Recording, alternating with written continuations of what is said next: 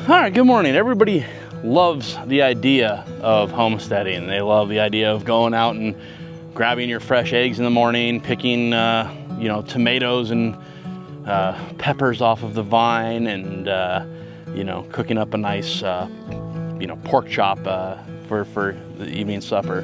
But today I want to talk to you about all of the hard work that goes into actually running a homestead and what the hardest part of running a homestead is.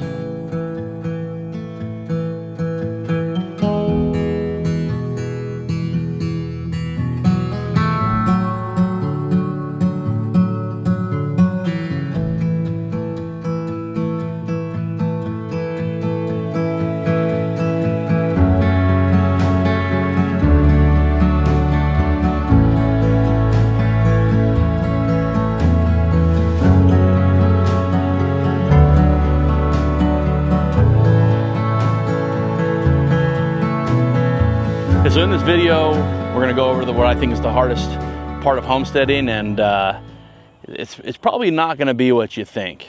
So stay tuned and we'll kind of go over it.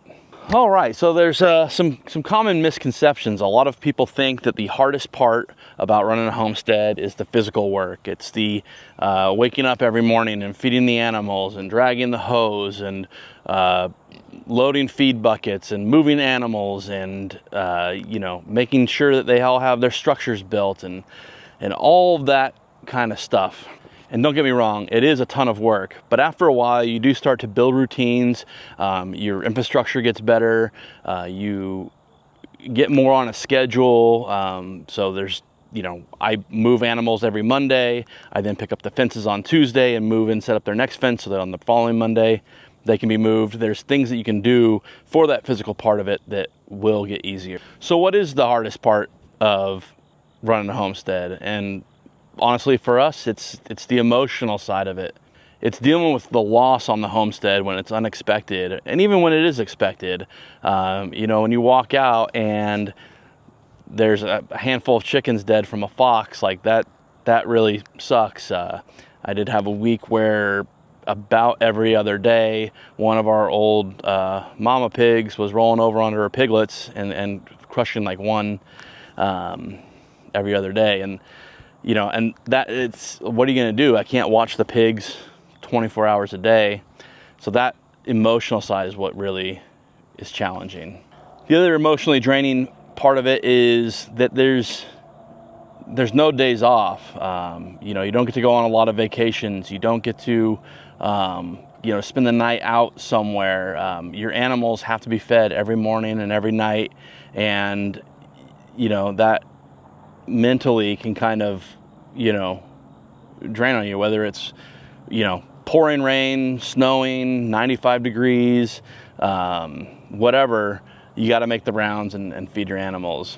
Does help with the routine sometimes, but just that mental part of it can be really challenging. All right, so how do we push through it? How do we get through it? Well, there's a few different ways. Perspective, kind of just remembering why we started this, why we started raising our own meat, trying to grow as many vegetables as we can, eating fresh eggs. Trying to put it in that perspective just really helps kind of, ground you out a little bit. Sometimes you lose that long-term goal. So that's one of the ways we kind of help push through it. The next is community. So whether that's people you actually know, like we've made some really good friends here on the farm, and I've watched their farms, they can watch my farm, so you can maybe push that boundary of getting away for a little bit. I still try to manage the farm where I don't have a ton of things going on. I don't have brand new chicks and turkeys being butchered and all this stuff that like they'd have to take care of. But, definitely building your community really helps too.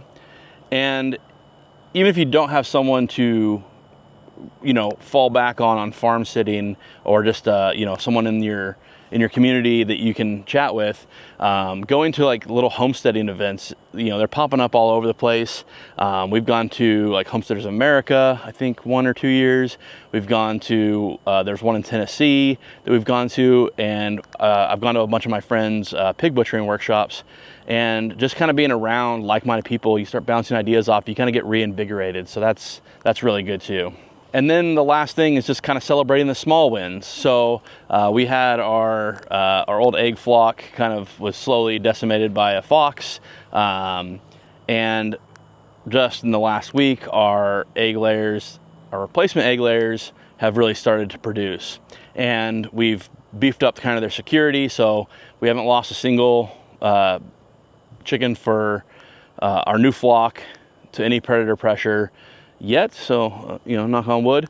But it's really exciting to see them start producing eggs again. We just got 11 eggs yesterday, and that was coming over all summer with 0 eggs. So it's keeping those small wins in mind. So that kind of brings me to the payoff. You know, you put all this hard work in, you're mentally taxed, you start celebrating some of the small wins, you know, connect with some of your community members, and it's that payoff, which is kind of like, you know, looking at the small wins. But you know, a number of years ago when we started this, we were just something we wanted to do, and we kind of took a, you know, leap of faith to, you know, see if we can get it done. And earlier this year we started selling some of our pork in a local bakery, and like, we don't sell a ton of it there, but it is just kind of a really cool thing to walk into a store and see, you know, something that you put your hard work into and see it on sale in a store. So yeah, it's, you know, really recognizing those payoffs is key. All right, so if you're thinking about homesteading, just know that it's not easy, but the hard work pays off. There will be days that test you. There will be animals that test you. Some of your infrastructure won't work. But if you just keep learning from it and keep pushing forward, the good days definitely outnumber the bad. And if you're new here, follow us along. We are gonna show you what we do on our homestead, the good, the bad, the ugly. We're just a couple people just trying to make it work, and we just enjoy sharing it. So thank you guys for watching. Have a good night.